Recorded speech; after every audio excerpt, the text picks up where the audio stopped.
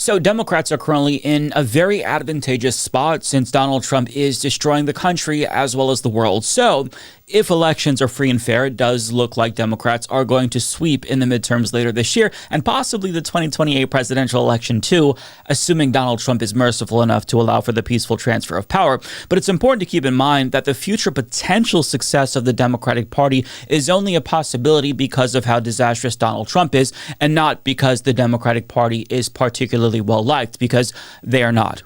But I will say that some are trying. Some Democrats are actually trying to get rid of the party's unpopular leadership. For example, the New Republic reports that 80 House Democrats are making it clear that their support for Hakeem Jeffries as Speaker is not guaranteed should Democrats retake the House in November. And the Wall Street Journal reports that there's even talk among some Senate Democrats about replacing Chuck Schumer or getting him to step down. Now, I'm not going to hold my breath, and you shouldn't either, but it's encouraging to see that they know that that's what we want. But there's still a lot that they need to do, obviously, to win back the trust of voters, which is why Courtney Rice, the communications director for the DCCC, announced that the party would do more to meet voters where they are, on the internet, for example, podcasts and also Reddit AMAs. And that's why she decided to hold an AMA herself. Now, was the Reddit AMA that she did an unmitigated disaster? Yes, because literally every single response from the DCCC was downvoted into oblivion.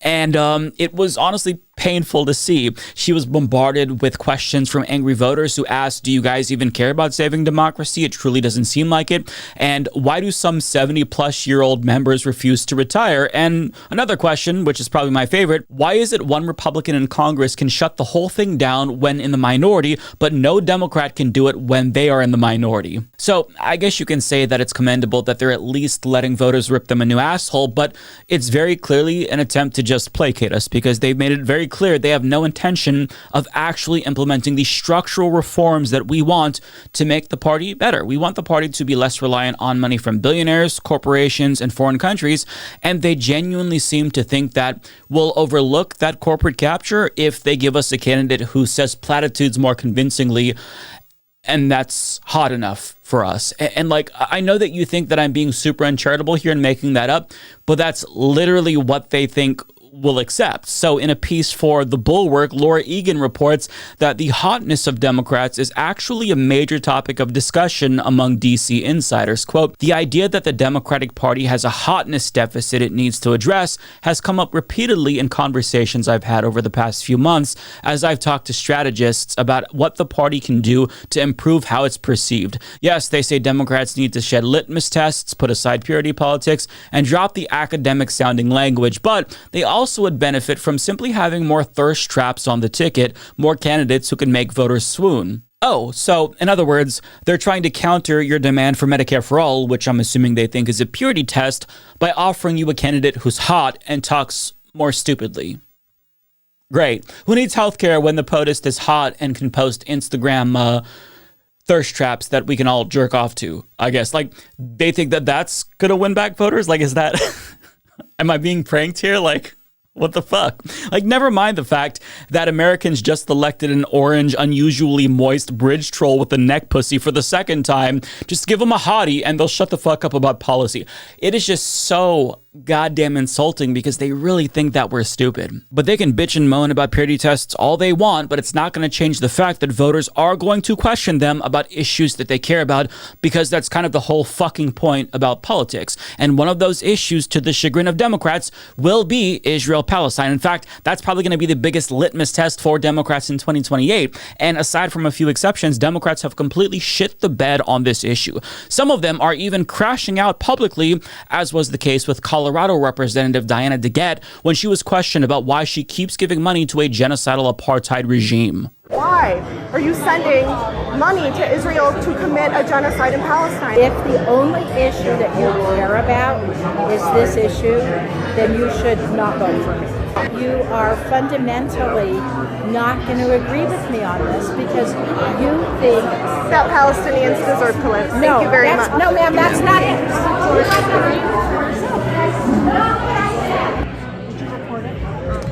Did you report it? Yes, I did record it. What I don't appreciate is when somebody misstates. I don't like genocide enablers. That's what I don't like. So I think that's a little bit worse than anything that you could perceive as rude. Now, she later goes on to downplay the crimes against humanity that she supports by saying that she only gives Israel defensive weapons and also claims that she's only taken one donation from AIPAC. But those excuses are not going to wash the blood off of her hands, and it doesn't change the fact that her constituents are demanding a complete arms embargo on Israel that she's just not willing to support. In fact, she said that you don't have to vote for her if you're a constituent that disagrees, and that's actually a really good idea because her primary opponent, Meilad Kiros, not only supports an arms embargo, she also supports Medicare for all, as well as a housing first guarantee for the unhoused. So I think you should vote for Meilad if you live in the 1st District of Colorado, because it's very clear that Diana DeGette couldn't care less about your preferences, even though you're not asking for anything unreasonable. Like, it's not crazy to ask your elected officials to not support a fucking genocidal regime that's murdering children as we speak. That isn't some socialist purity test. It's a moral test. It's basic morality. And if you don't draw the line at genocide, you simply can't be trusted on any other issue because, as Ta-Nehisi Coates put it, we are in a moment right now where people are asking themselves, why can't the Democratic Party defend this assault on democracy? However you take that, the state of democracy in America to be. And I would submit to you that if you can't draw the line at genocide, you probably can't draw the line at democracy. And that's why this is a red line for so many voters. It's not just that genocide is bad in and of itself. It's that if you're willing to materially support a genocide, you demonstrably don't care about human life, which means that we can't trust you to come through on other issues that affect human beings. You're not going to support Medicare for all or education or housing first because you fundamentally do not care about human suffering, as evidenced by your support for a genocide. So it's a trust issue fundamentally as much as it is a moral test. And Diana DeGette, like so many of her Democratic colleagues, have failed a moral test, even though it is the easiest test of all time. And so many 2028 disingenuous Democratic presidential hopefuls are trying to convince us that they can pass that test when in fact they cannot. They've already failed. They're trying to bullshit us, and they think that we're stupid enough to fall for the tricks that they're trying to do. And Politico just published a piece about the little tap dance that genocide-supporting Democrats are trying to do in order to placate the base enough to get through the presidential primary in 2028. They report Senator Cory Booker, who received donations bundled by the American Israel Affairs Committee, AIPAC, as late as December, told Politico that he's sworn off the group's funds and other PAC money.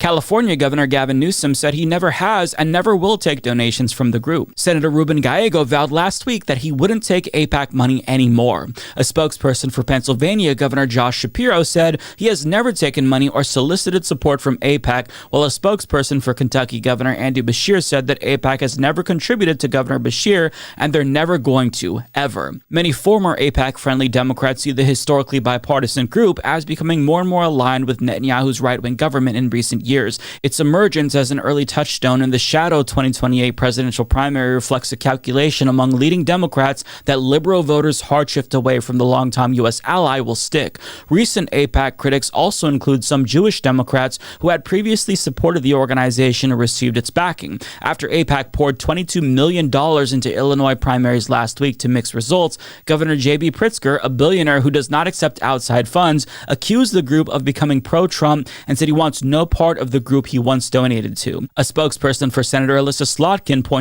to a podcast in which she said she swore off AIPAC support in 2022. Former Chicago Mayor Rahm Emanuel, a supporter of Israel whose father is Israeli and who previously held dual citizenship with the country, but who has also been a longtime critic of Israeli Prime Minister Benjamin Netanyahu, told Politico he need not worry about AIPAC support. It will not be forthcoming. Now, the article goes on to talk about how there's still a handful of other potential 2028 contenders that haven't made their position on AIPAC explicitly clear, including Kamala Harris, Pete Buttigieg, Raphael Warnock, Mark Kelly, Wes Moore, John Ossoff, and others that I'm probably forgetting. But to be clear, the ones who have distanced themselves from AIPAC have only done so because they feel like it's the only way that they're going to be politically viable in 2028, but they're not happy about it. In fact, some of them, like Cory Booker, are bitching about it. The article continues, Booker went so far as to call the AIPAC pile-on, quote, problematic. There are Iranian Americans that bundle money. There are Turkish Americans that bundle money. There are a lot of ethnic groups that bundle money, and often for things that I don't agree with. But somehow AIPAC seems to be drawing a lot of attention, and that's problematic to me, Booker said. AIPAC is not the problem in America. The problem in America is money in politics. Oh, is it now? Well, that's really rich coming from you of all people, Cory, because I guess that he thinks that we forgot about the time in 2017 when he joined Republicans to kill a bill that would have let Americans import cheaper prescription drugs from Canada after he took more big pharma money than any other Senate Democrat. But notice how he's heavily implying that the Democratic Party's base, who he expects to vote for him, is anti-Semitic because of the focus on AIPAC, when other foreign interest groups bundle money too.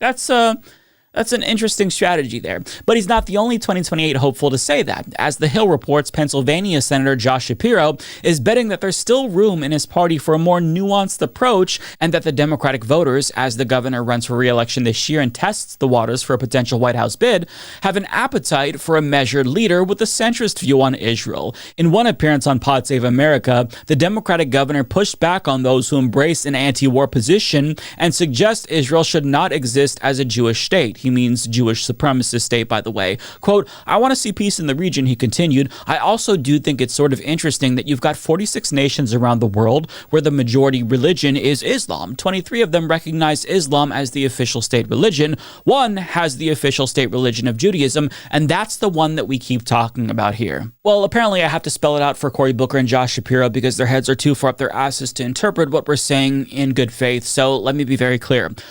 All of it is bad. I don't want religion in government. But the reason why there's this focus on AIPAC right now is because they're lobbying on behalf of a foreign government that's currently doing a genocide. Do you understand? They're bribing politicians like you to give my tax dollars to Israel to murder children. That is why there's currently a focus on AIPAC, because Israel isn't simply an ethnic group. It is a fucking state that's being propped up by our tax dollars, and we don't want to assist them in their modern-day Holocaust because we think that killing children is bad. See, I also oppose our government funding the UAE's military, who's financing the RSF, which is committing genocide in Sudan. I also oppose our complicity with Saudi Arabia's genocide in Yemen in 2018. Was I Islamophobic for supporting that? You didn't say that then, did you? See, because you know it's not about the identities of the populations, it's about a lack of humanity from governments. And also it's very reckless to imply that it's anti-Semitic to oppose the actions of the Israeli government, because you're insinuating that all Jewish people are responsible for the actions of this one rogue genocidal state, which further breeds anti-Semitism, and they know that this is the case, but they simply don't care, because watering down the definition of anti-Semitism to protect Israel is the only tactic that they've got to sound nominally progressive, even though they're supporting a fucking genocide. But as you can see, they very clearly don't get it. They think that they're complying with our demands by distancing themselves from AIPAC and Netanyahu, and they think that that's enough, but they're missing the point. AIPAC is only a lightning rod because they essentially bribe politicians into supporting genocide, but if you're not taking AIPAC money and still supporting a genocide for the love of the game, you're still not meeting the moment. And you also see them try to frame their opposition to Israel within the parameters of Netanyahu. And that's exactly what Gavin Newsom is doing, despite his apparent lack of AIPAC money that he's not taking. Do you consider yourself a Zionist? Do I consider myself a Zionist? Yes. I believe, I revere the state of Israel.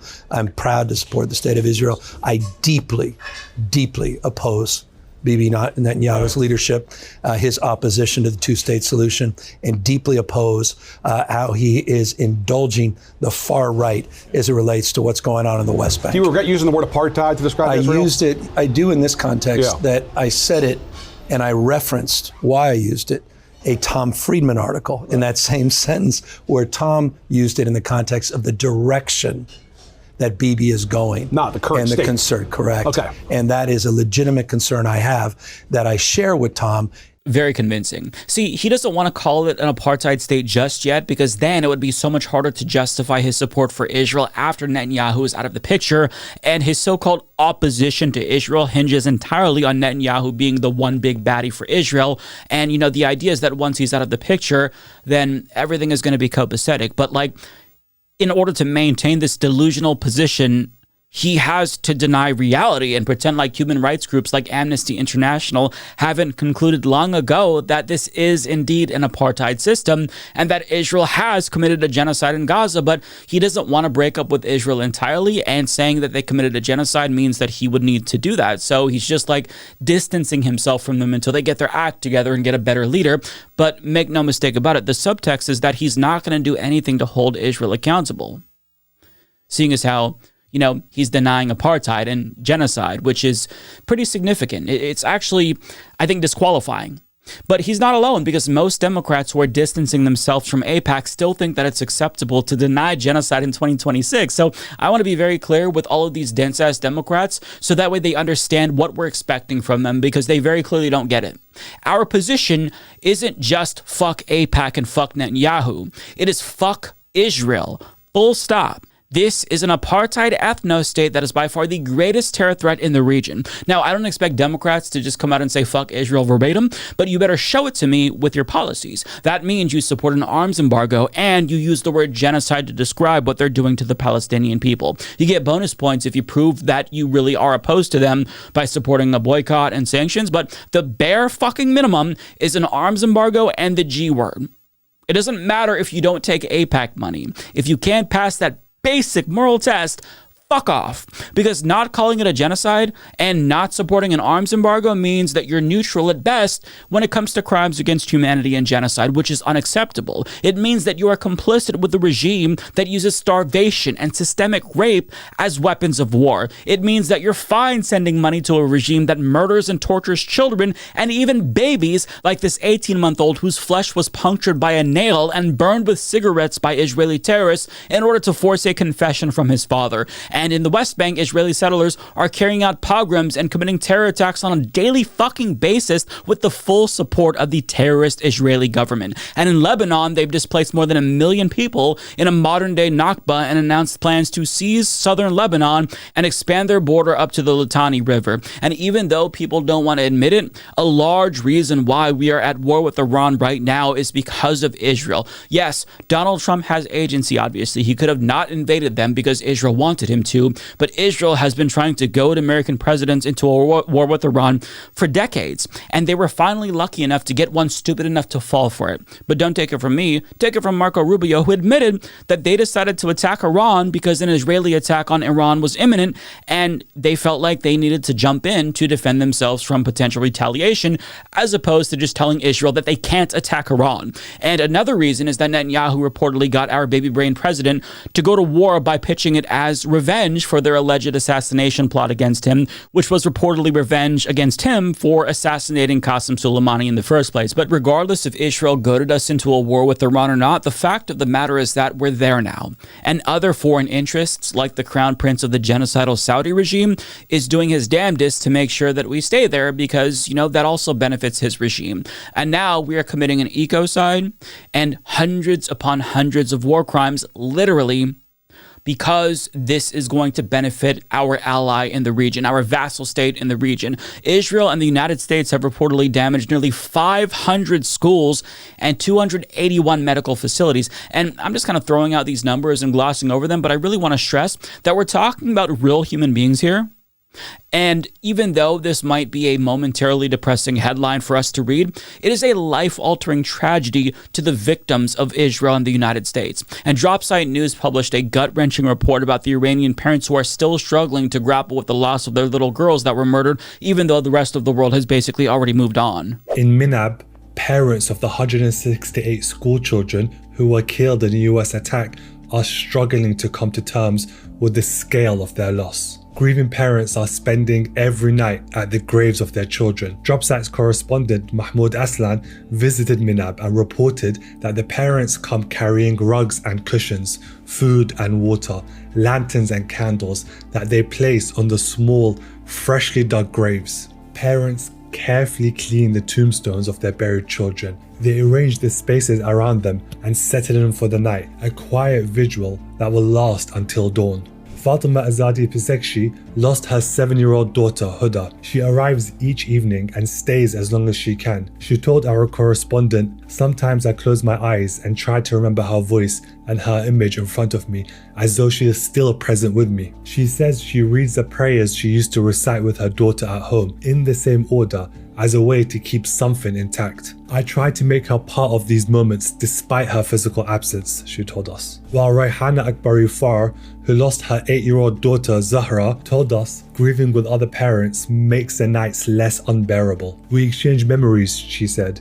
"We talk about the games our children loved, and we bring back moments of their laughter. All of that makes the night a little less lonely and eases a feeling of absence a little." It is utterly heartbreaking to see what's happening now. And it is infuriating to know that so many Americans couldn't care less about how this war affects real human beings. And they see the gas prices and they think that's the only bad thing that could come of this. It's sickening. And the school bombing, it really sticks out in our minds, but like the carnage has continued after that. The US and Israel, they've killed this woman's entire family with a strike on her home in the middle of the night, and she somehow survived, but her husband and 2 sons, ages 3 and 13, they were crushed under the rubble. Her life will never be the same. And also there's this picture of this woman from Tehran who was photographed with her cat weeping while she looked at the destruction of her home.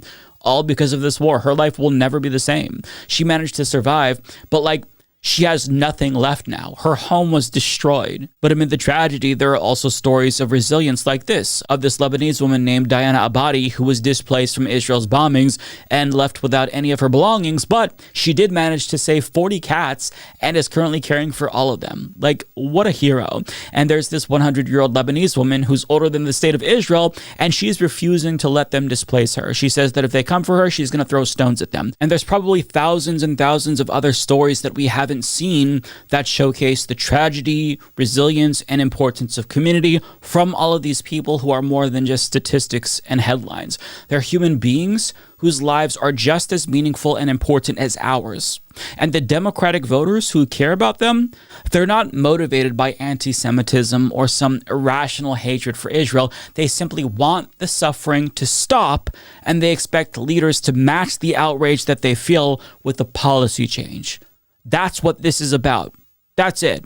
And Democrats can make excuses for Israel all they want. They can blame Hezbollah and Hamas and TikTok, propaganda, whatever. But the fact remains that Israel is responsible for the lion's share of instability in the Middle East because occupation, apartheid, and imperialism breeds resistance and antipathy. And listen, if Netanyahu were gone tomorrow, guess what? The same system of apartheid and oppression would remain in place and continue to foster resentment from the people whose lives are being made worse by this regime. The opposition leader, Yair Lapid, he still supports the shit that Netanyahu is doing because, as unpopular as he may be domestically, Israeli society supports what Netanyahu is doing internationally because Israel is a racist regime that conditions their citizens to think that they're better than Palestinians and Muslims because that bigotry is baked into their system of governance. And the reason why Israel is able to do what they do with impunity is because they're being shielded by the US empire. And enough is enough. It's time that we have at least one fucking party in this country that stops enabling them. Democrats can choose to support Israel if they want to in some capacity, but they can't do that and simultaneously represent the base. They can't because, again, if you're cool with apartheid and genocide and imperialism, your moral compass is fucking broken, and you can't be trusted on any other issue or be expected to lead a party whose base opposes all forms of bigotry and doesn't make exceptions for a racist, terrorist ethno-state. So either adapt to that new reality or fuck off.